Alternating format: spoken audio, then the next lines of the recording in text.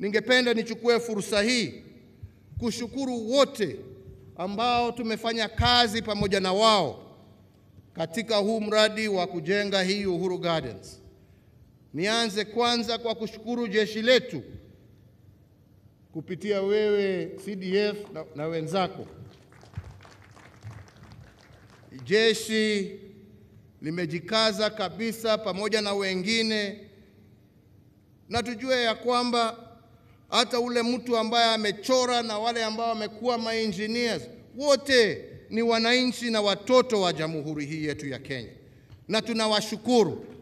Na tunasema ya kwamba mbele ya mwezi wa 4 mwaka ujao tutarudi hapa kufungua museum ambayo iko hapa na kufungua hii uwanja kikamili kwa wale wote, wananchi wote, watoto wa shule bila malipo waweze kutembea, wajionee historia yao, wajionee pahali ambapo wametoka, wajifunze kutoka babu zetu, na waweze kujua pahali ambapo wangependa kupeleka nchi hii. Ningefanya makosa kama singemshukuru moja kati yetu hapa ambaye tumekuwa tukiongea na yeye kutoka miezi karibu 14 wakati nilianza hii project ya Uhuru Gardens, ambaye tumetembea na yeye hapa sana na amenipatia mawaidha. Mheshimiwa Raila Odinga, nasema asante sana kwa yale ambayo umetusaidia kutenda. Naonekana hawa wazee wanataka uwaongeleshe, kuja uwasalimie jameni.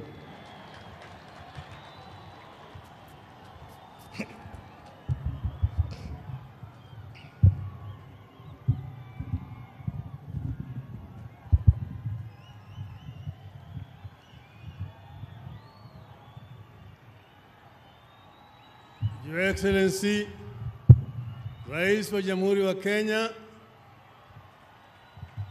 Uhuru Muigai Kenyatta, Mama wa Taifa ya Jamhuri ya Kenya, Mama Ngina Kenyatta, Mama Margaret Kenyatta, Naibu Rais, viongozi wote mfika hapa siku ya leo. Harambee! Harambee! Harambee! Nimesema hayo kwa sababu yale ndio yalifanyika hapa miaka 58 iliyopita. Your Excellency, I have only 2 things that I want to tell Kenyans today. First way is true what you have said here about this ground. But Kenyans must also know that this ground was not chosen for no reason. One, there was a motion in Parliament, and I see the speakers here, then called Legico, about the site. Then there were 3 sites. One was along what was called Princess Elizabeth Highway, now Uhuru Highway, and that was Uhuru Park. The other one was called Mitchell Park, which is today called Jamhuri Park, or ASK grounds. This one here was called open ground next to Nairobi Dam. This one was chosen because it was a concentration camp where, as the president has said, freedom fighters were tortured, like they were tortured in Hitler's Auschwitz and Buchenwald.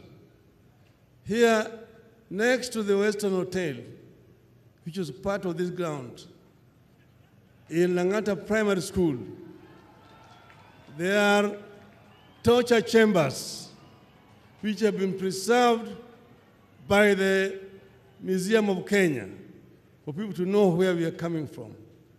Your Excellency, what you've done here is great. I'd asked you when you went to Namibia to go and look at what they have done. When you came back, you told me, we will do better. We will actually come up with the best in Africa. How we are going to remember our past. There are those who say forget about the past. We want to look at the future. The past is very important because if you don't look at the past, you are likely to repeat the same mistakes made in the past. And here, Your Excellency, you say that you want history unedited here.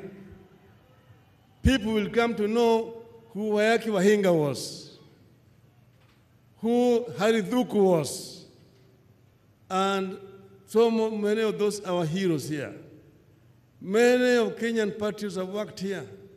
Historians, geologists, anthropologists, political scientists, architects, engineers have worked here, and people are going to be surprised at what you've done here. It shows your vision for this nation, of our country.